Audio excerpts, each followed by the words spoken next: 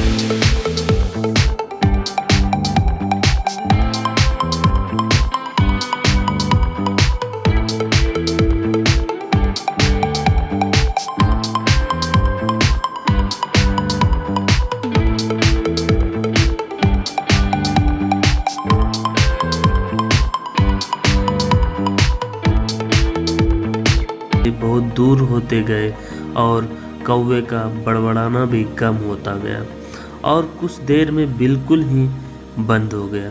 कौवा अब बुरी तरह थक चुका था, इतना कि अब उसके लिए खुद को हवा में रखना भी मुश्किल हो रहा था और वो बार बार पानी के करीब पहुंच जा रहा था।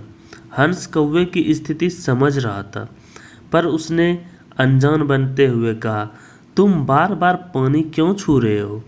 क्या ये भी तुम्हारा कोई कर्तव्य है? नहीं, कौवा बोला, मुझे माफ़ कर दो। मैं अब बिल्कुल थक चुका हूँ और यदि तुमने मेरी मदद नहीं की तो मैं यहीं दम तोड़ दूँगा। मुझे बचा लो। मैं कभी घमंड नहीं दिखाऊंगा। हंस को कौवे पर दया आ गई। उसने सोचा कि चलो, कौवा सबक तो सीख ही चुका है, अब उसकी जान बचाना ही ठीक होगा। और वह कौवे को अपने पीठ पर बैठाकर वापस तट की ओर उड़ चला। दोस्तों, हमें इस बात को समझना चाहिए कि भले हमें पता न हो, पर हर किसी में कुछ न कुछ गुण अवश्य ही होती है जो उसे विशेष बनाती है।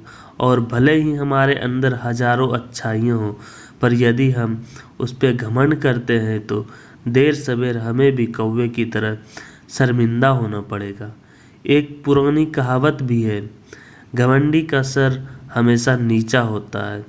इसलिए ध्यान रखिए कि कहीं जाने अनजाने आप भी कौवे वाली गलती तो नहीं कर रहे हैं।